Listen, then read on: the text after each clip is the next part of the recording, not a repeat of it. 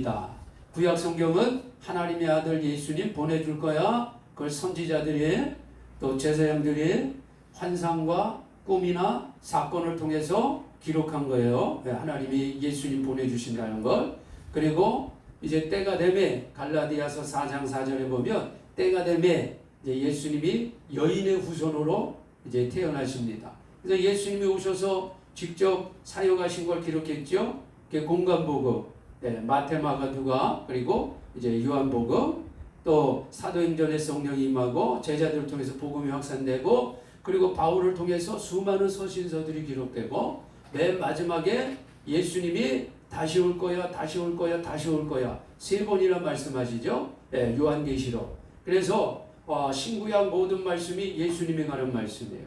그러니까 구약시대에는 아직 예수님이 안 오셨기 때문에 환상이나 꿈이나 사건이나 어떤 물건 이런 걸 가지고 예수님의 모습을 보여주는데, 그 중에 가장 예수님의 모습을 잘 보여주고 확실히 보여주는 것이 성막이고 이런 절기들의 모습입니다. 그래서 이런 걸 보면 신구약 말씀이 정확하게 하나님의 말씀이 이루어지는 것을 알 수 있고, 또 하나 우리가 깨달을 수 있는 것은 구약시대에 또 신약에 예수님이 또 사도들을 통해서 제자들을 통해서 선지자를 통해서 제사장을 통해서 하나님이 약속하신 모든 말씀이 예수님을 통해서 다 이루어졌잖아요.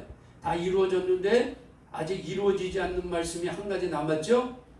예수님이 내가 다시 올 거야. 이건 아직 안 이루어졌어요. 그럼 지금까지 모든 말씀이 다 이루어졌다면 이 말씀도 이루어질까요? 안 이루어질까요? 이루어지죠. 반드시 이루어지죠. 100% 이루어지죠. 그래서 이런 말씀들을 공부하면서 유익한 것이 뭐냐? 지나간 사건, 지나간 역사들을 보면서 하나님이 모든 것을 다스리시고 주장하시고 이끄심을 보면서 이제 마지막 남은 내가 다시 올 거야 이 말씀도 반드시 이루어진다. 반드시 이루어지는 거예요. 근데 이루어지는데 그 때와 그 시는 아무도 모른다 그랬어요. 그래서 그 때와 그 시를 얘기하는 것은 굉장히 위험합니다. 그러나 예수님이 인자가 올 때에 세상에는 이런저런 일들이 많이 일어날 거야 라는 말씀은 수없이 주셨어요.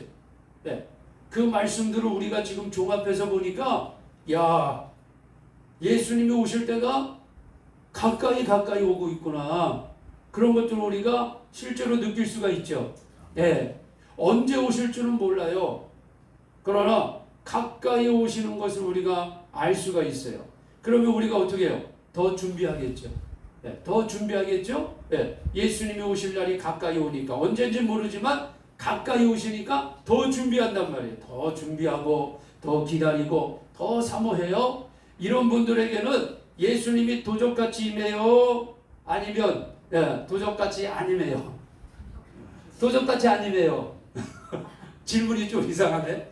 제가 하고 나서도 예수님의 재림에 대해서 사모하지 않고 기다리지 않고 그냥 막연히 그렇게 살아가는 사람은 예수님이 재림하시는 것이 마치 도적같이 임한다는 거예요. 갑자기. 멸망하는 자들에게는 갑자기 임한다 그랬어요. 그러나 우리는 빛의 자녀요 빛의 또 백성이고 하나님의 자녀들이기 때문에 그렇게 임하는 게 아니에요. 왜? 우린 날마다 준비하고 기다리고 사모하고 있기 때문에 예수님이 언제 오실 줄 모르지만 딱 오시면 아, 예수님 오셨네요.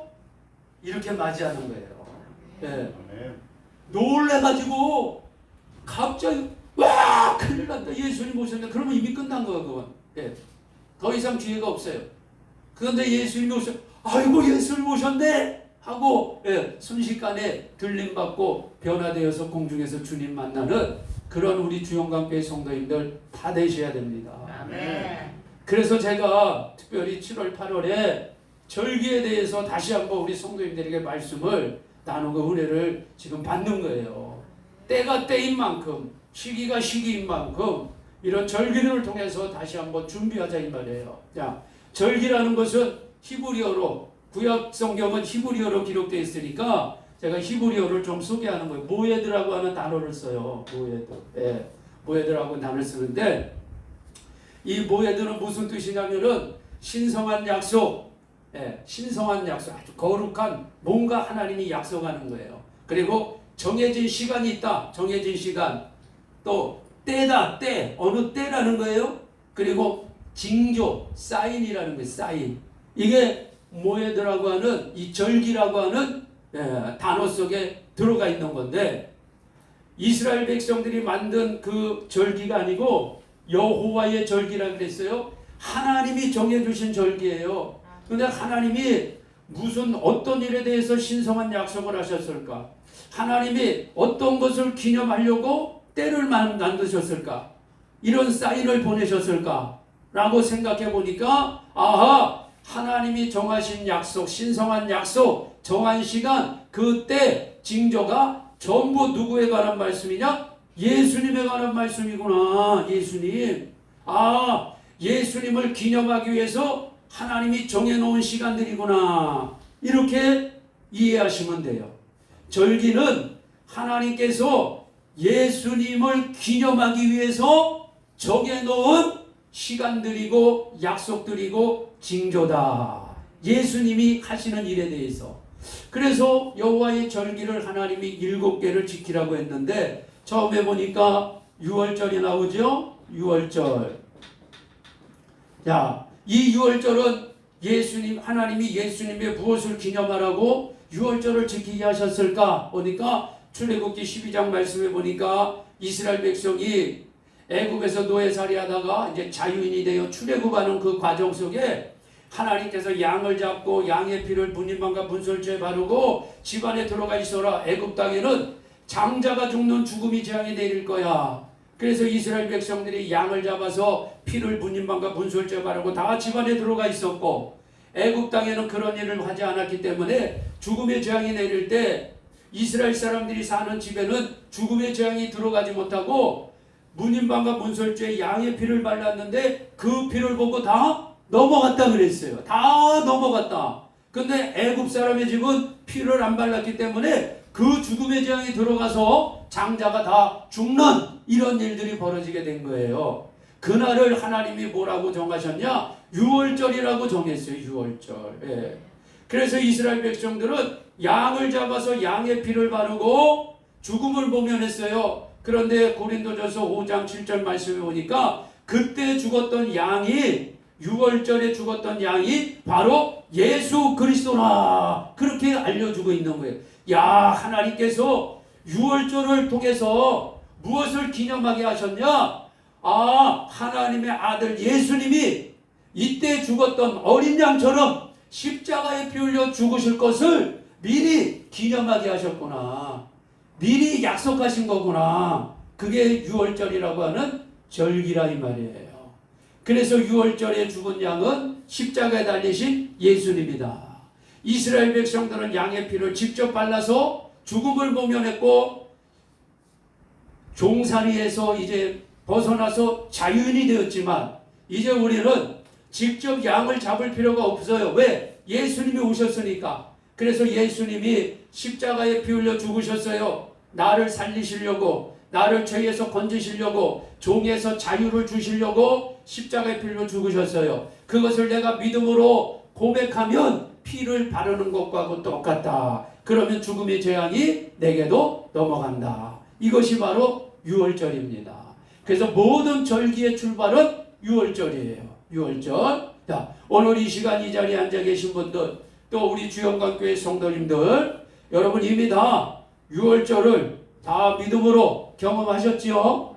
네. 6월절이 없으면 큰일 납니다. 6월절이 없으면 쭉 쉽게 얘기하면 구원받지 못했다는 거예요. 6월절이 내게 없으면 구원받지 못한 거예요. 당연하죠. 나를 위해 십자가에 빌려 죽으신 예수님을 내가 믿음으로 고백하지 않는데 어떻게 내가 구원받았다고 할 수 있어요? 그러나 우리 주영광의 모든 성도님들이 6월절에 죽으신 어린 양 되신 예수 그리스도, 그분이 나를 위해서, 내 죄를 위해서, 내가 받을 저주와 재앙을 위해서, 형벌을 위해서 십자가에 피 흘려 죽으셨구나. 그리고 내게 자유를 주시고 영원한 천국을 선물로 주셨구나. 그렇지, 내가 이것을 믿지, 아멘 하고 받아들이면 여러분 심령에 6월절이 지금 이루어진 거예요. 아멘. 이렇게 6월절이 이루어지신 분은 어떤 일이 있어도 하나님의 자녀입니다. 아멘. 아멘. 아멘. 이미 하나님 법정에서 하나님께서 판결을 딱 내렸단 말이에요. 네. 너는 내 아들 예수의 피로 제사함을 받았느니라 하고 판결을 땅땅땅 내렸고, 그 증인이 누구시냐? 바로 성령이시다. 성령이 증인이 되어 주시는 거예요. 그래서 유월절을 확실히 믿음으로 고백한 분은 누가 뭐라 그래도 하나님의 자녀가 된 것입니다. 이것이 유월절이에요. 유월절. 그러니까 유월절이 얼마나 중요해요. 유월절이 출발입니다. 출발. 유월절부터 모든 절기가 출발하는 거예요. 그런데 이날이 날짜상으로 보면 1월 14일, 정월 14일이에요. 예. 음력입니다. 이스라엘 사람들은 음력을 써요. 양력이 아니고. 제가 여기서 날짜를 얘기하는 건 다 우리 음력이 아니고, 우리도 음력을 많이 쓰지만 우리하고 음력 쓰는 거하고 또 날짜가 달라요. 히브리 사람들, 유대인들이 쓰는 음력이에요. 음력. 자, 출애굽한 그 달을 하나님이 첫 달로 삼으라 그랬어요. 첫 달. 6월절이 있는 달을 첫 달로 삼아라. 그래서 그 달이 1월이 되는 거예요. 1월이. 1월 14일 날이 6월절이에요.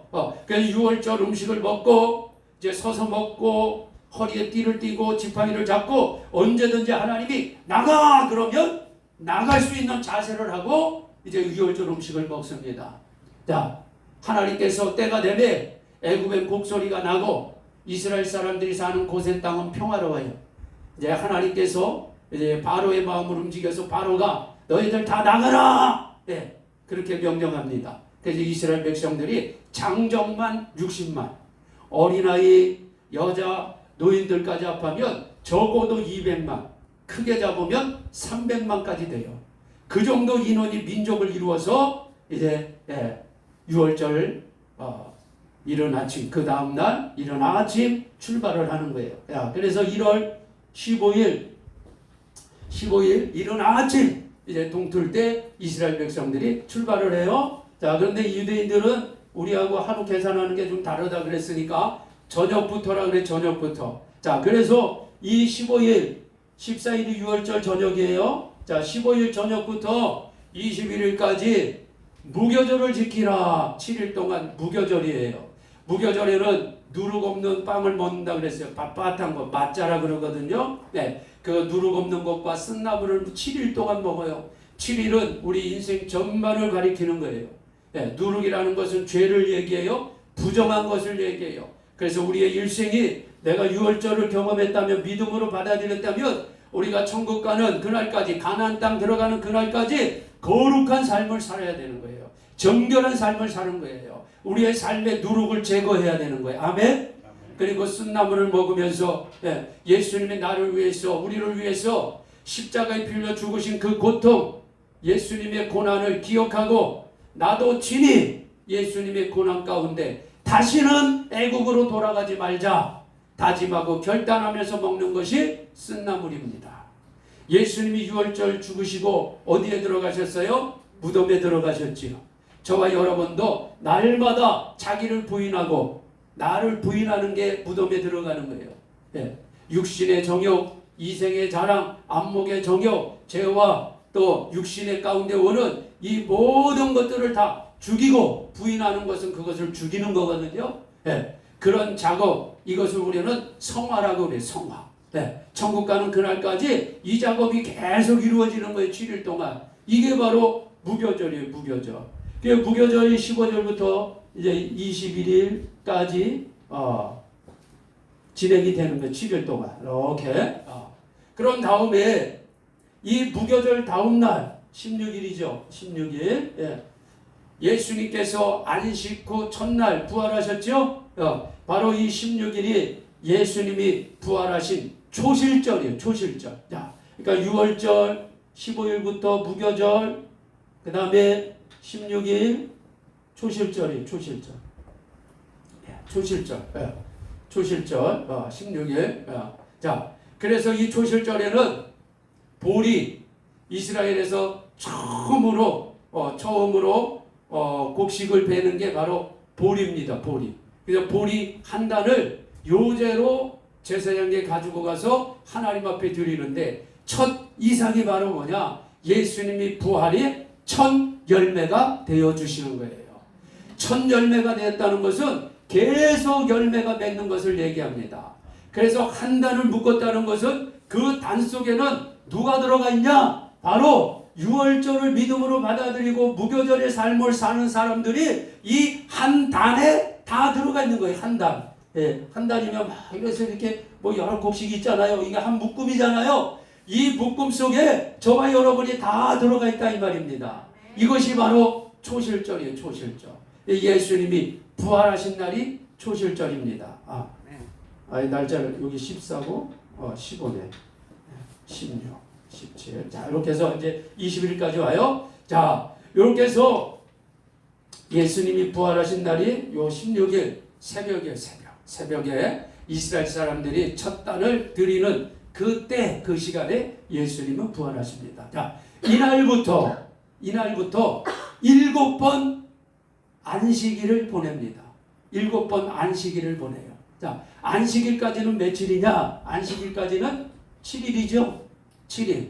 예, 우리 일주일이 7일이잖아요. 그러니까 7번 안식일을 보내요. 그러면 49일이죠. 49. 77이 49죠. 자, 그런데 7번 안식일을 보낸 다음 그 다음 날 안식구 첫날하고 똑같은 거예요. 그러니까 이날하고 예수님이 부활하신 그날이 안식구 첫날, 그 첫날이라고 하는 의미잖아요. 첫날. 그러니까 초실절로부터 7번 안식일을 보내고 안식일 그 다음 날 50일째 되는 날 이 날이 바로 오순절이다 그러는 거예요. 오순절. 네.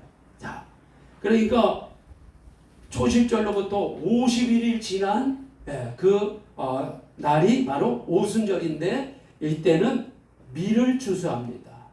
밀을. 초실절에는 보리를 추수하고 오순절에는 밀을 추수해요.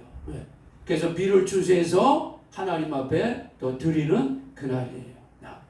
하나님께서 예수님이 부활하신 다음에 40일 동안 부활하신 몸으로 직접 땅에 계셨어요. 그래서 하나님 나라에 관해서 가르치시고 전파하셨다 그랬어요. 초실절날 예수님이 부활하셔서 40일 동안 계시고 40일째 되는 날 감람산에서 제자들이 한 500여 명이 모여 있었습니다. 그때 예수님이 승천하시죠.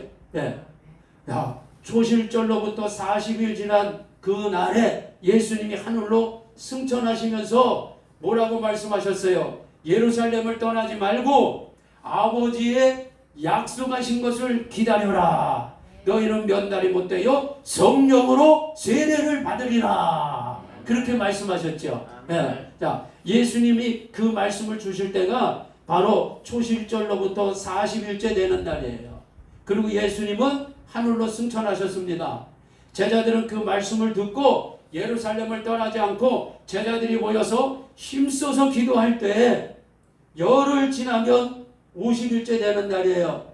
이 날이 오순절입니다. 오순절. 자, 이스라엘 사람들이요 초실절부터 오순절을 기다리는데 그냥 막연히 기다리는 게 아니라 오순절을 얼마나 사모하며 기다리는지 몰라요. 예. 오순절을 기다리는데 하루하루 기다리는 그거를 히브리어로 오모 그러고 또는 오메로 그러기도 해요. 그러면 하루하루 보내면서 첫날 오메로, 둘째 날 오메로, 셋째 날 오메로, 넷째 날 오메로 계속 오메로 하면서 오순절을 기다리고 사모하는 거예요. 그런 가운데 40일째 40일 오메로 될 때 예수님이 승천하시고 성령을 약속하셨어요. 제자들이 계속 41, 42, 43 쭉쭉쭉 기다리다가 50일째 되는 날 드디어 그들이 기도하는 그 현장에 불의 혀같이 갈라지며 바람 같은 소리를 내면서 성령이 그들에게 임한 날이에요. 이 날이 바로 오순절입니다. 그래서 구약시대에는 오순절날 성령이 임하지만 이제 성령이 임한 이후에는 우리가 오순절이라고 부르지 않고 우리가 절기를 공부하니까 지금 오순절이라고 부르지만 이제 우리는 이 날을 무엇이라고 부를까요? 성령 강림절이에요. 성령 강림절. 예. 이 오순절이 바로 성령 강림절이다. 성령 강림절이다. 그래서 하나님께서 이스라엘 백성들에게 절기를 주시면서 6월절부터 시작해서 오순절까지 이게 봄절기거든요. 예, 하나님이 정확한 시점에 정확하게 약속한 대로 하나님이 다 일을 이루셔요. 예. 그런 다음에 이제 한참 한 3개월 20일 지나면 이스라엘 달력으로 7월 1일입니다. 7월 1일 이스라엘 달력으로 7월 1일 이날이 바로 나팔절이에요. 나팔절. 네. 자, 근데 이스라엘은 달력을 두 개를 써요. 하나는 지금 우리가 이렇게 쭉 날짜를 얘기한 이걸 종교력이라 그래요. 종교력 달력을 하나 쓰고 또 하나는 민간 달력을 써요. 민간 달력을 쓰는데 민간 달력은 이 7월 1일 나팔절이 1월 1일이에요. 재밌죠? 네. 7월 1일이 1월 1일이에요. 그래서 이스라엘 사람들은요, 이날이 바로 새해입니다. 새해. 네. 새해예요, 새해. 새해는 모든 것이 새롭게 출발하죠? 네. 이날이 새해입니다. 여호와의 절기가 하나님께서 예수님이 행하신 일을 기념하는 어떤 사인이고 약속이고 징조라 그랬잖아요. 예수님이 하시는 일에 대한 약속이고 시간이고 징조고 사인인데, 자, 유월절은 십자가, 무교절은 무덤, 그 다음에 초실절은 부활, 오순절은 성령. 자, 나팔절은 뭘까요? 나팔절은 재림입니다. 네, 재림이에요. 예수님이 다시 오시는 거예요. 네. 오순절까지는 이미 다 이루어졌어요. 여기는 아직 이루어지지 않았습니다. 자, 지금 우리는 어느 시점에 있어요? 지금 이 공간 안에 있는 거예요. 이 공간 안에. 네. 봄절기에서 가을절기로 들어가는 이 공간 안에 있는데 예수님이 정확히 언제 오실지는 모르지만 절기상으로 봤을 때 예수님은 나팔절에 오셔야 되는 거예요. 절기로 봤을 때는 예수님은 정확히 유월절에 일을 하셨고, 무교절에는 무교절처럼, 초실절에는 초실절로, 오순절에는 성령을 보내주시고, 그러면 예수님이 봄절기까지는 정확하게 시간도 오후 3시에서 5시까지가 양 잡는 시간인데, 예수님이 오후 3시에 십자가에서 마지막 내가 다 이루었다 이 말씀하시고 예수님이 죽으셨다고 그랬죠. 그때 대제사장이 성전에서 유월절 어린 양의 목을 폭 찌르면서 죽이면서 다 끝났습니다 이 얘기를 했다 이 말이에요. 이렇게 성경에 정확하게 무덤에 들어가고 예수님이 세마포로 쌓여서 들어가는 것까지, 초실절에 정확히 예수님이 한단 첫 이삭을 잘라서 여호와께 요제로 드리는 이 부활의 첫 열매가 되시는 것까지 정확하게 예수님이 다 이루시고, 오순절까지도 오메루 1, 오메루 2, 오메루 3 짜자자자 해서 마지막 오순절 그날 오전 9시에 이스라엘 사람들이 성전에서 아침 제사를 드리는 그 시간, 기도하는 그 시간에 성령이 약속대로 그대로 임했단 말이에요. 한치의 오차도 없이 오순절까지 정확히 임했습니다. 너무나 정확하게 임하셨어요. 그런데 하나님이 갑자기 마음이 바뀌어가지고 가을절기부터는 그냥 기분대로 하자. 하나님이 그냥 기분대로, 예수님 재림부터는 그냥 마지막 천년왕국까지는 하나님 기분대로 적당히 하나님이 이때쯤 내 아들을 재림하게로 할까? 이때쯤 천년왕국 열어줄까? 하나님이 이런 분이시겠습니까? 생각해 보세요. 하나님의 말씀은 1.1획도 변함이 없으신 분이고, 하나님은 후회가 없으신 분이요 완전하신 분인데, 제가 여러분들에게 강조하는 내용을 잘 새겨 들으시기 바랍니다. 오순절까지 한치의 오차도 없이 날짜까지 시간까지 양 잡는 방법까지 정확하게 성경에 기록된 대로 예수님이 십자가에서 7번 말씀하셨거든요. 7번 말씀하신 것도 그대로 성경이 뭐라 그랬어요? 예수님이 목마르다 이렇게 예수님이 말씀하실 때 예수님이 물론 갈증이 나시죠. 6시간 동안 달려 계시니까 양손과 양발에 못 박히고 막 했으니까 얼마나 육체적으로 다 다 쏟아낸, 그러니까 갈증도 나시겠지만은 성경이 뭐라고 말씀하세요? 성경에 기록된 말씀대로 응하게 하시려고. 예수님은 성경 시편에 목마르다 이렇게 기록된 말씀을 이루어 주시려고 내가 목마르다 이렇게 말씀하셨다 이 말이에요. 정확하게 예수님이 말씀하시는 것도 엘리 라마 사박다니 이 말씀도 아버지요 어찌하여 나를 버리시나이까 이 말씀도 예수님이 아버지를 원망하는 게 아니라 시편에 기록된 말씀을 그대로 응하시려고 예수님이 십자가에서 이 말씀도 하신 거예요.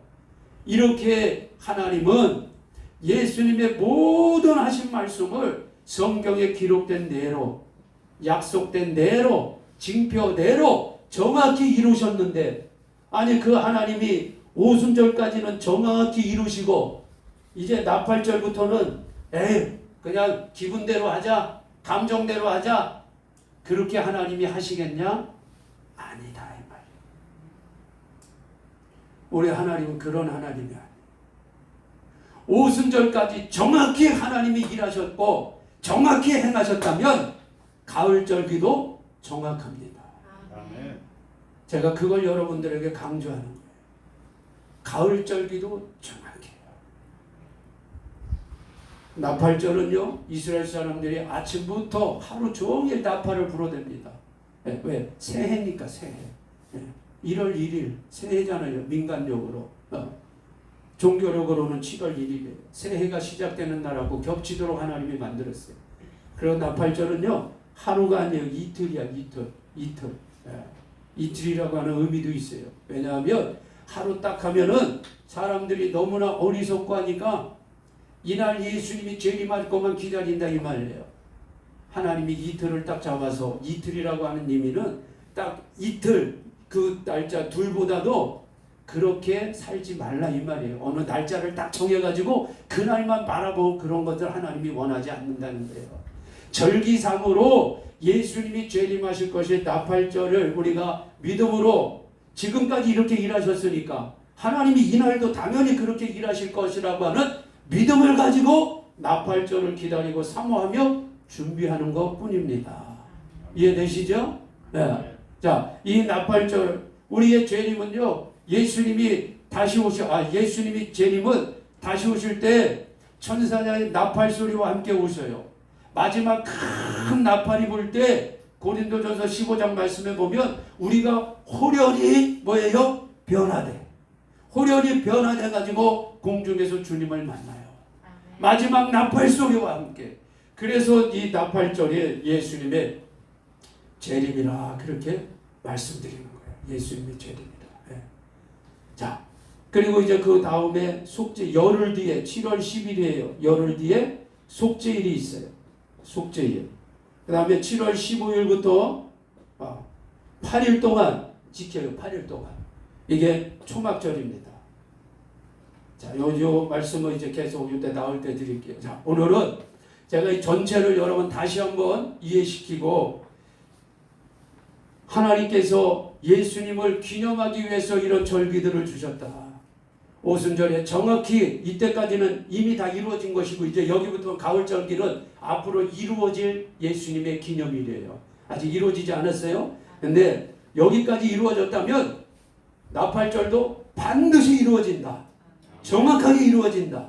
이걸 여러분 꼭 기억하시고, 지금 우리는 나팔절을 기다리고 있습니다. 어느 시점인지 모르지만 예수님이 마태복음 24장에, 누가복음 21장에, 또 사도 바울이 데살로니가 전후서에, 또 사도 베드로는 베드로 전후서에, 마지막 때 또 구약 성경의 스가랴, 에스겔, 이사야 이런 말씀들을 종합해 보니까 야, 거의 코앞에 다가왔구나. 이건 틀림없는 사실이에요. 이건 틀림없는 사실입니다. 언젠지는 모르지만 지금 코앞에 다가온 것은 분명합니다. 그러니 여러분, 우리가 이런 사실을 영적으로 깨달으면 신앙생활을 대충 할 수 있을까요? 언제 오실 줄 모르는데 이제 오실 날이 가까워. 이것은 정확해요. 이것은 정확해. 언제 오실 줄 모르는데 이것은 정확한데 이제 곧 오실 것 같은데 신앙생활 대충 할 수 있을까요? 대충 할 수 없을걸요. 정말 예수님의 재림을 정말 사모하고 믿고 확실히 기다리는 분들은 대충 못할걸요. 대충 안 될 거예요. 만약 우리 성도님들 중에 신앙생활을 좀 대충 느슨하게 하시는 분들은 여러분들이 이 긴박성을 아직 몰라서 그럽니다. 이 긴박성을 몰라서 그래요. 예수님의 재림의 긴박성을 알면 신앙생활을 나태하게 못해요. 대충대충 못합니다. 저는 우리 주영강교회 성도님들이 여러분들이 정말 지금 예수님의 재림에 긴박성을 가지고 하루하루 믿음으로 살아가셨으면 좋겠습니다. 아멘. 꼭 그렇게 사셔야 됩니다. 아멘. 아멘. 꼭 그렇게 사셔야 돼요. 그렇다고 우리가 하던 일 모든 거 다 멈추고 그냥 매일매일 예수님의 재림만 기다리는 건 아니에요. 그것은 정상적인 그리스도인의 삶이 아니에요. 예수님의 재림이 긴박했음을 알고 우리가 바짝 긴장해서 살면서 어떻게 살아야 되냐? 세 가지 모습을 꼭 기억하세요. 예수님이 마태복음 24장에 인자가 올 때에 세상에서 이런 일이 일어날 거야 하고 아주 자세하게 예수님이 풀어주셨어요. 예. 그게 요한계시록에 요한은 또 그렇게 기록한 거예요. 그리고 예수님이 마태복음 25장에 세 가지를 말씀해 주셨어요. 첫째는 10처녀의 비유를 통해서 슬기로운 5처녀는 기름을 준비하고 있다가 신랑이로다. 신랑이 누구냐? 예수님이에요. 예수님이 재림하실 때 신랑이로다 하니까 등불을 가지고 나아가서 신랑을 맞이하는 슬기로운 5처녀. 등불을 준비해요. 항상 성령의 충만한 가운데 언제든지 신랑이 오더라도 허둥대지 않고 등불 가지고 나아가서 신랑을 맞이할 수 있는 슬기로운 5처녀. 근데 미련한 5처녀는 신랑이 올 줄은 알아요. 그러나 기름을 준비하지 않았어요. 네. 신랑이 더디 올세 기름이 다 떨어져요. 신랑이로다. 나가려고 하는데 기름이 있어야지. 불이 켜져야 나가지. 그래서 5처녀에게 가서 야 기름 좀 나누자. 나눠서 같이 쓰자. 5처녀가 얘기합니다. 너희들에게 나눠주면 우리도 쓸 것이 없다. 빨리 시장에 가서 사오너라. 안 줘요. 여러분 어떻게 보면 인색하죠. 5처녀가 인색하잖아요. 아니 그것 좀 나눠주면 좋은데 여러분 하나님 나라의 천국은 침노하는 자가 가져가는 거예요. 침노하는 자가. 네. 침노라는 것이 뭔지 아세요? 와 하고 달겨들어서 빼앗아가는 거예요. 하나님 나라는 그렇게 쟁취하는 거예요. 마귀와 싸우고 그렇게 쟁취하는 거지 그냥 주시려면 주시고 받들려면 받자 그게 아니라 이 말이에요. 안 나눠줘요. 왜? 나눠주면 나도 예수님 못 만나니까. 나도 신랑 못 만나니까. 5처녀가 시장에 가서 기름 사와요. 자 도착했어요. 문 두드려요. 그런데 문은 이미 닫혀버렸어. 그래서 예수님이 뭐라고 말씀하세요? 항상 깨어있으라. 아멘. 첫 번째입니다. 항상 깨어있어야 돼요. 두 번째는 달란트 비유를 주셨어요. 5달란트, 2달란트, 1달란트. 5달란트, 2달란트 받은 사람 열심히 일했어요. 남겼어요. 주님이 뭐라 그랬어요? 착하고 충성된 종아, 내가 주인의 즐거움에 참여할지어다. 영생의 축복, 천국의 축복을 얘기하는 거예요. 1달란트 받은 사람은 땅속에 묻어뒀어요. 그대로 가지고 갔어요. 예수님이 뭐라고 말씀하셨어요? 주인이 뭐라고 얘기했어요? 악하고 게으른 종아, 너는 슬피 울며 이를 갈미 있으리라. 지옥에 떨어지는 거예요. 두 번째는 우리에게 무엇을 얘기해줘요? 네. 예수님 오실 날 다 됐으니까 그냥 아무것도 하지 말고 예수님만 기다리자. 매일 교회 가서 예배만 드리자. 악하고 게으른 종이라는 말이에요. 이런 사람들은 악하고 게으른 종이에요. 예수님이 오실 걸 우리가 알고 긴박성을 가지고 사업하는 사람은 어떻게 해야 돼요? 열심히 사업하세요. 직장 다니는 사람은 어떻게 해야 돼요? 열심히 직장 다니세요. 공부하는 학생 어떻게 해야 돼요? 열심히 공부하세요. 목회하는 저는 어떻게 해야 돼요? 열심히 목회해야 돼요. 이것이 착하고 충성된 종의 모습이에요. 예수님 오실 때 다 됐다고 아무것도 안 하고 매일 예수님만 바라보는 건 악하고 게으른 자들이 하는 거예요. 우리 성도님들은 내일 예수님이 오신다고 해도 사업하신 분은 사업장으로 나가세요. 직장인은 직장으로 나가세요. 공부하는 학생은 공부하는 현장에 가서 공부해야 돼요. 그것이 착하고 충성된 종이에요. 그것에서 열심히 일하고 복음을 위해서 예수님을 위해서 사시라 이 말입니다. 이것이 착하고 충성된 종의 모습이에요. 오해하시면 안 됩니다.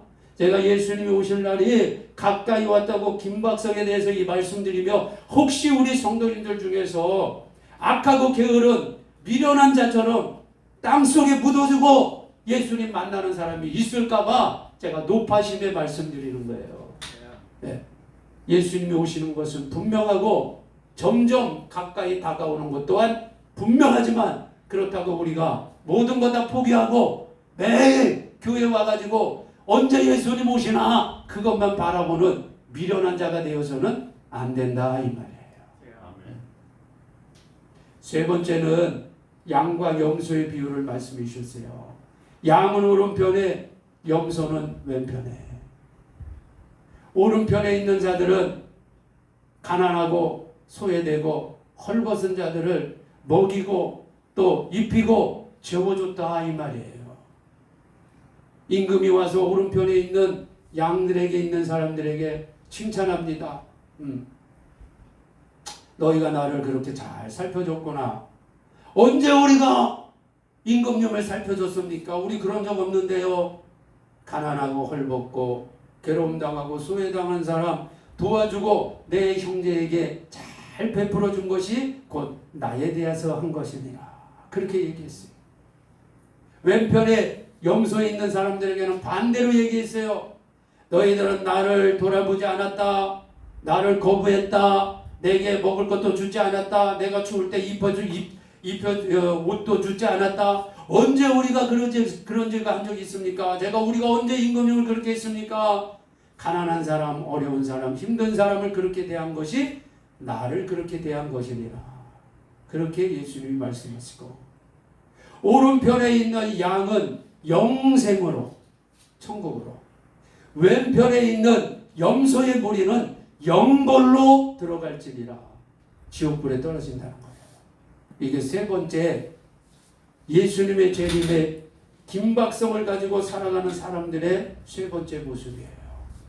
하나님이 여러분에게 주신 물질 있지요, 재능 있지요, 시간 있지요, 건강 있지요. 그것 가지고 여러분 혼자만, 여러분 가족만 잘 먹고 잘 살면 안 돼요. 안 됩니다. 안 돼요. 아멘 하세요. 왜 아멘을 안 해요? 여러분 가족들하고만 잘 먹고 잘 살 거예요? 그러면 염소물이 되는 거예요. 그게 염소예요. 하나님이 여러분에게 좋은 직장 주시죠. 사업할 수 있도록 해주시죠. 건강 주시죠. 재능, 달란트 주셨죠. 시간 주셨죠. 이 모든 걸 가지고 여러분 어렵고 힘든 사람들 또 우리가 선교해야 될 것 그런 것들로 다 우리가 힘을 모아서 도와주고 붙잡아주고 격려해주고 함께 가고 이게 오른편에 양에 속한 사람들이에요. 네. 요 세 가지로 꼭 살라는 거예요. 요 세 가지로.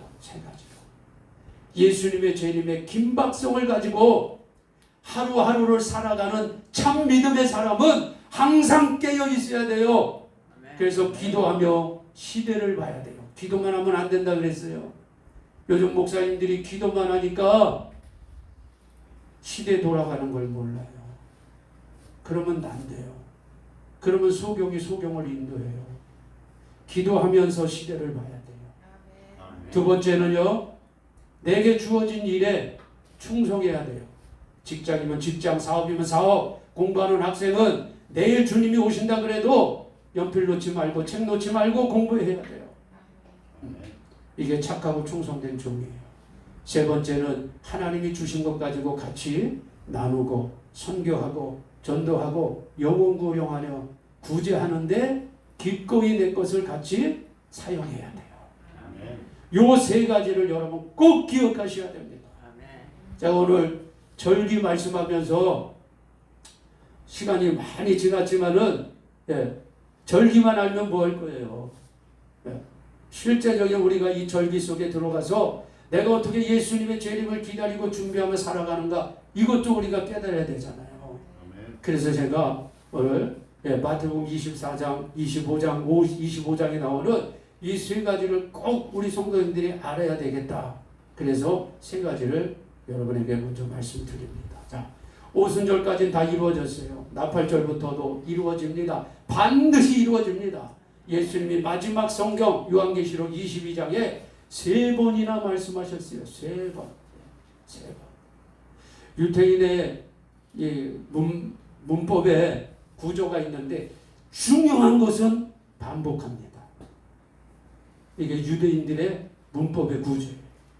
중요한 것은 강조해요. 기도도 얼마나 중요했냐면 예수님이 구하라, 찾으라, 두드리라. 이거 다 기도하라는 얘기예요. 중요하니까 3번이나 강조하는 거예요. 예수님이 다시 오시는 것도 얼마나 중요했으면 성경의 제일 마지막 책인 요한계시록 22장에 3번이나 내가 속히 오리라, 속히 오리라, 반드시 속히 오리라. 그런데 예수님의 재림을 공상, 과학, 소설처럼 대하는 사람들이 있어요. 큰일 날 사람들이죠. 우리 주영광교회 성도님들은 실제적인 말씀으로 받으시기 바랍니다. 자, 그래서 오늘 조금 더 제가 오순절에 설명해드리고 이따 오후에 여러분 오후에는 요한계시록 안 하고 오순절 이어서 제가 오늘 하지 못한 설교 이어서 그냥 오순절 할 테니까 오늘 오전에 이제 여러분 예배 드리시면 가정으로 가셔서 오후 3시에는 가족끼리 다 모이셔서 오후에 오순절 예배 계속 여러분 들으시기 바랍니다. 자, 이제 여러분 오순절로 이제 직접 오십시다. 자, 성경으로 돌아와요. 자, 오순절 이제 기본적인 이 배열 절기가 어떻게 이루어지는가 여러분들에게 말씀드렸고, 자, 레위기 23장 보십시다. 자, 안식일 이튿날, 그러니까 이제 7, 49일째 이튿날 50일째 되는 날 이런 뜻이에요. 이해되시죠? 이것까지는? 네. 안식일 이튿날 곧 너희가 요제로 단을 가져온 날로부터, 이 날이 무슨 날일까요? 초실절. 요제로 단을 가지고 온 날, 초실절부터 세워서 7번 안식일의 수요를 채우고 7번 안식일을 채우고 그 다음날 제7일 안식일 이튿날 제 7번째 안식일 이튿날, 그러니까 안식 후 첫날하고 똑같은 의미예요. 오늘날 말하면 주일입니다. 주일. 그래서 오순절은 주일이에요. 주일. 네. 자, 유대인들 달력으로는 안식일이 금요일 저녁부터 토요일 저녁까지가 안식일이에요. 유대인들이. 네. 그러니까 안식 후 첫날 7번 안식을 지낸 그 다음 날은 우리로 얘기하면 주일입니다. 지금 이 시간이요. 이 시간. 네. 이 시간. 사도행전 2장에 120명이 성령 충만 받은 시간이 이 시간보다 조금 이제 지났네. 오전 9시 기도 시간쯤 되니까 오늘 오전 9시쯤이라 이 말이에요. 네, 그걸 제가 이제 현대적으로 여러분에게 풀어드리는 거예요. 쉽게 이해하려고. 제7일 안식일 이튿날까지 합 50일을 계수하여 새 소제를 여호와께 드리되 50일째 되는 날 오순절날 여호와께 드리되. 너의 저소에서 에바 10분위로 만든 떡 2개를 가져다가 흔들지니. 떡 2개를 흔들어요. 흔들어. 예. 자, 흔들어서 이는 고운 가루에 누룩을 넣어서 구운 것이요. 이는 첫 요제로 여호와께 드리는 것이라. 농사적 밀을 수확해서 이것을 고운 가루로 만들어서 이것에 누룩을 넣어서 떡 2개로 여호와께 요제로 드리는 거예요. 근데 여러분 조금 이상하죠?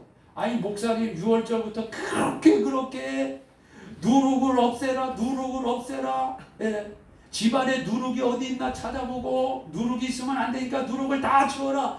누룩은 죄다. 누룩은 부정한 거다 하면서 6월절 무교절에 그렇게 누룩을 없애라고 말씀하시더니 아니 여기 보니까 아니 이건 또 누룩을 넣어서 떡 2개를 드리라네. 누룩은 죄요. 누룩은 부정함을 의미하는 건데 이 도대체 왜 오순절에는 누룩을 넣어서 떡 2개를 드릴까요? 누룩은 죄예요. 누룩은 부정한 거예요. 이건 변함없어요. 예수님도 그렇게 말씀하셨고 사도 바울도 그렇게 말씀했어요. 그런데 누룩을 넣어서 떡 2개를 드리라니 이게 도대체 무슨 말이냐? 오순절은 무슨 날이에요? 성령 강림하신 날이에요. 자, 이때 성령이 강림해서 이제 어떤 일이 벌어졌느냐? 교회가 탄생한 날이에요. 오순절은 교회 생일이에요. 우리 교회가 탄생한 날이 바로 오순절인데 제일 처음 교회가 탄생한 것은 이방인의 교회가 아니고 유대인의 교회예요. 우리는 뭐 훗날 사도 바울이 이방인에게 복음 전하고 해서 미국을 통해서 영국을 통해서 선교사님들이 복음 전해와서 우리까지 전해진 것이고 이 당시 사도행전 2장에 교회가 탄생할 때 그 교회는 이방인의 교회가 아니고 유대인의 교회예요. 유대인의 교회. 여러분 이 떡 2개는 오순절 바로 사도행전 2장에 탄생한 유대인 교회. 유대인으로 있다가 이제 예수 믿고 구원받아 하나님의 자녀들이 된 바로 유대인 교회와 두 번째는 사도 바울을 통해서 또 베드로를 통해서 고넬료 집안에 복음이 전해져요. 고넬료 집안이 바로 첫 번째 이방인의 교회입니다. 이게 첫 번째 이방인 교회예요. 그래서 떡 2개는 성령 받고 새롭게 교회가 탄생한 유대인 교회와 이방인 교회를 얘기하는 거예요. 그런데 여기에 왜 누룩이 들어갈까요? 누룩이 6월절에 무교절에는 누룩을 제거하는데 죄를 상징하는 부정한 것을 상징하는 누룩을 왜 집어넣었을까요? 로마서 3장 20절 말씀에 모든 사람이 죄를 범하며 하나님의 영광 앞에 이르지 못했고 의인은 없나니 하나도 없도다.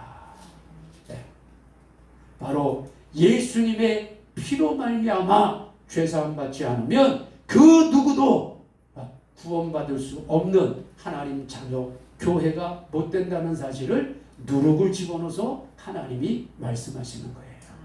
유대인 교회도 이방인 교회도 저와 여러분은 이미 누룩이 다 들어있는 사람이에요. 그런데 예수님의 피로 말미암아 우리 속에 있는 누룩을 하나님이 다 제거해 주시고 하나님의 자녀 신령한 믿음의 공동체 교회를 만들어 주신 것입니다. 이것이 바로 오순절에 특별히 누룩이 들어간 의미예요. 이 오순절은 지금 이스라엘 사람들은요 이때까지 오순절을 계속 지키죠. 사도행전 2장 이때까지 50일째 되는 날까지. 자, 오순절 그때 예수님의 제자들도 계속 오순절을 지켜왔어요. 이 오순절은 이스라엘 사람들에게 성령이 임하기 전까지는 어떤 날이었느냐? 하나님의 율법을 받은 날이에요. 율법을 받은 날. 이스라엘 백성들이 출애굽했지요. 출애굽하고 대략 무교절 기간까지 그들이 계속 걷습니다. 어디 앞에까지? 홍해 앞에까지. 6월절 음식 먹고 그 다음 6월절 새벽 이른 새벽 그들이 빠바방 나팔 소리와 함께 애굽에서 나오죠. 애굽에서 나와서 그날 저녁부터 15일부터 7일 동안 무교절을 지키죠. 무교절 기간에 그들이 뭐 했냐? 계속 광야를 걸었어요. 계속 광야를 걸어. 어디까지 도착했냐? 홍해 앞에까지 도착해요. 그때가 거의 무교절 기간이요. 7일 정도. 그리고 그들이 하나님의 은혜로 홍해가 열리고 홍해를 건너서 이제 그 광야로 그들이 들어옵니다. 자, 여러분, 하나님께서 광야로 들어온 그들에게 계속 행진해서 어디까지 도착하게 하냐? 시내산 밑에까지 도착하게 해요. 시내산 밑에까지. 그래서 1월 14일, 1월 15일 그들이 출발하죠. 애굽에서 쭉 출발해서 시내산 밑에 딱 도착했을 때 오순절 3일 전에 3일 전. 오순절 3일 전에 시내산 밑에 도착해요. 하나님께서 모세에게 3일 동안 깨끗하고 정결하라고 하나님이 말씀합니다. 그래서 이스라엘 백성들이 3일 동안 정결 깨끗하게 하고 3일 동안 기다릴 때 오순절날, 그때는 오순절이라는 개념이 없었어요. 자, 후에 보니까 그날이 이제 오순절이지. 그날 시내산에 하나님이 불과 연기로 임하셔요. 영광 가운데 확 하나님이 임하셔서 이스라엘 백성들에게 율법을 주시는 거예요. 십계명과 율법을 줘요. 이스라엘 백성들이 시내산 밑에서 모세로부터 십계명과 율법을 받은 그날이 바로 오순절이에요. 오순절. 그래서 유대인들은, 이스라엘 사람들은 오순절날 율법을 받았고, 이제 부활승천, 예수님 부활승천 이후에 오순절 부활하시고 예수님이 승천하시고 첫 번째 맞이하는 그 오순절에는 시내산에 하나님이 불과 연기 가운데 확 하고 임해서 십계명과 율법을 주신 것처럼 이제 새 언약, 예수님 안으로 들어오는 사람들에게는 율법이 아니라 새 언약을 주신 증표로 성령이 임하는 거예요. 그래서 오순절에는 120명이 모여서 힘껏 기도할 때 불의 혀같이 갈라지는 모습으로, 불 모양으로 성령이 확 하는 바람 소리를 내면서 마치 시내산에 불과 연기로 충만하게 영광 가운데 임했던 그 하나님의 모습이 예루살렘 마가의 다락방 120명 위에 불의 성령으로 바람 같은 소리를 내면서 그 120명에게 성령이 임하시고 그 이후에 누구든지 예수 그리스도를 믿는 자들에게는 똑같이 불과 같이 그리고 바람같이 하나님이 성령으로 임해 주시는 것입니다. 그래서 저와 여러분이 이미 성령을 받으신 분이 많이 계신 거예요. 아직 성령을 받지 못한 분이 계시다면 오늘 오순절의 이 말씀을 통해서 야 그렇구나, 나도 이스라엘 백성들처럼 6월절 어린 양을 잡았고 나도 무교절을 지냈고 나도 부활하신 예수님을 만났으니 내게도 오순절은 반드시 오게 되어 있다. 나도 성령 강림절이 내게 임한다. 아멘. 여러분 이렇게 믿으시고 간절히 성령 받기를 사모하시기를 예수님의 이름으로 축원합니다. 아멘. 예수님이 제자들에게 예루살렘 떠나지 말고 아버지의 약속하신 것을 기다려 이렇게 말씀하셨잖아요. 저와 여러분도 이 과정을 다 이해하고 이제 믿음으로 받아들이고 야 그렇다면 나도 성령의 충만함을 받아야 되겠다. 성령의 받은 분들은, 이미 경험하신 분들은 성령의 충만함이라는 것은 한 번으로 끝나는 게 아니에요. 성령의 충만함은 매일매일 이루어져야 돼요. 성령의 충만함이라는 것은요 무슨 뜻이냐면 성령으로 말미암아 내가 다스림을 받고 인도함을 받는다는 거예요. 성령의 전적 지배를 받는 거예요. 내 뜻이 없어요. 내 의지가 없어요. 내 계획이 없어요. 모든 것이 성령의 뜻대로 성령께 맡기고 성령님을 인정하고 성령님을 바라보고 성령님과 함께 동행하는 것이 성령의 충만함이에요. 이렇게 우리 성도님들이 이런 오순절 기간을 여러분이 성령으로 충만하게 하루하루 살아갈 때 언제 여러분 나팔절이 임해도 언제 예수님이 재림하셔도 나는 걱정할 게 없어요. 두려울 게 없어요. 조급할 게 없어요. 그렇지요? 왜? 매일매일 성령님의 충만한 은혜 가운데 살아가고 있기 때문인 것입니다. 오늘 오전 시간은 이 정도로 해서 여러분 말씀을 제가 정리를 하겠습니다. 여러분들이 6월절을 시작으로 무교절 부활하신 예수님을 만났다면 반드시 오순절을 경험해야 됩니다. 오순절이 없으면 늘 불안해요. 늘 불안해. 네. 나도 나를 몰라. 내가 언제 예수님을 부인할지 몰라요. 내가 언제 교회를 떠날지 몰라요. 내가 언제 시험 들을지 몰라요. 오순절이 없으면. 예수님의 제자들을 보세요. 예수님과 함께 직접 3년 넘도록 같이 생활했어요. 예수님께 직접 말씀을 받았어요. 예수님과 함께 잤어요. 예수님과 함께 먹었어요. 예수님이 병자 고칠 때 그거 다 봤어요. 귀신 쫓아낼 때 다 있었어요. 죽은 자 살릴 때 다 있었어요. 그리고 직접 한시적이지만 하나님이 성령을 통해서 능력을 줘서 제자들이 2명씩 조를 짜가서 70명의 제자들이 나아가서 병자도 고치고 귀신 쫓는 일도 직접 다 해봤어요. 그런데 예수님이 십자가에 예수님이 이제 마지막 겟세마네 동산에서 기도하시고 기도가 다 끝나자 가룟 유다가 군사들을 데리고 와서 예수님을 결박하고 때리고 데리고 갈 때 예수님의 제자들이 무서워서 다 도망쳤어요. 예수님의 제자 중 1등 제자 수제자라고 하는 베드로는 멀찌감치 예수님이 고난받고 매맞는 것을 보고 있다가 지나가는 여자아이가 당신 예수님 제자잖아. 아니야. 나 저 사람 몰라. 나 저 사람 몰라. 세 번째는 저주까지 하며 예수님을 저주까지 하며 나 저 사람 모른다 그러고 도망친 사람들이 예수님의 제자들이에요. 오순절 전에 성령 받기 전에. 그런데 그들이 오순절에 성령을 받고 나서는 어떻게 변화됐죠? 여전히 예수님의 제자들을 잡으려고 살기가 등등한 그 예루살렘 거리 한복판으로 뛰쳐나가서 나사렛 예수가 하나님의 아들이시고 그 예수를 믿어야 영생을 얻는다. 회개하라 하고 담대히 복음 전하고 베드로와 요한이 복음 전하다가 붙잡혔어요. 매맞아요. 감옥에 끌려갔어요. 너 다시는 예수 전하면 그때는 죽인다. 그때 베드로와 요한이 얘기합니다. 죽일 테면 죽여라. 우리는 예수를 전하지 않고는 견딜 수가 없다.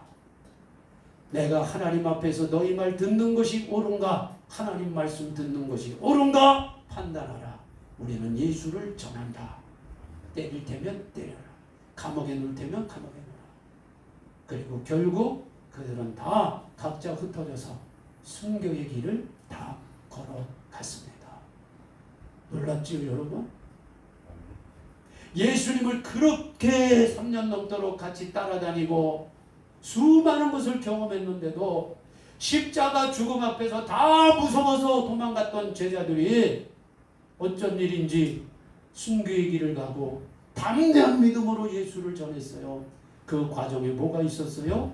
오순절이 있었습니다. 오순절이 있었어요. 오순절. 성령 강림절이 있었단 말이에요. 성령 강림절 전에는 무서웠어요. 두려웠어요. 비겁했어요. 도망쳤어요. 그런데 성령 강림절 오순절날 성령을 받고는요 두려움이 없어졌어요. 담대해졌어요. 복음을 전했어요. 기꺼이 주님을 위해서 생명을 내 던졌어요. 자, 이렇게 된 결정적인 계기가 뭐예요? 오순절이에요. 성령 받았기 때문이에요. 오늘 우리 성도님들에게 다시 한번 권면드립니다. 저 역시도 마찬가지입니다. 저도 성령 받지 않으면 껍데기 목사입니다. 껍데기 불과한 거예요. 우리 성도님들도 마찬가지예요. 성령의 충만함을 받지 않으면 여러분 껍데기 성도예요. 저도 성령 충만을 날마다 받지 못하면 껍데기 불가예요. 성령 충만 안 받았다고 총회에서 노예에서 당신 이제 목사하지 마! 못 그래요. 그럴 수가 없어요. 우리 전도사님들도 마찬가지예요. 이제 전도사 그만이요. 취소! 못해요. 장로님 이제 취소입니다. 안 돼요. 성령 받지 못해도 목사는 목사로 있어요. 전도사는 전도사로 있어요. 장로는 장로로, 권사는 권사로, 안수 입사, 집사, 권찰 다 마찬가지예요. 그냥 성도로 다 있을 수 있어요. 그런데 껍데기예요. 아무런 일도 못해요. 어렵고 힘든 일이 있으면 제자들처럼 다 뿔뿔이 도망치는 거예요. 그러나 성령을 받으면 달라져요. 성령을 받으면 달라져. 힘들어도 어려워도 무서워도 죽음이 와도 결코 예수를 부인하지 않아요. 오히려 더 예수님께 달려나갑니다. 이것이 오순절이 있는 사람들의 모습인 것입니다. 우리 주영강교회 성도님들, 이미 다 6월절로부터 우리가 동일하게 출발했습니다. 이미 오순절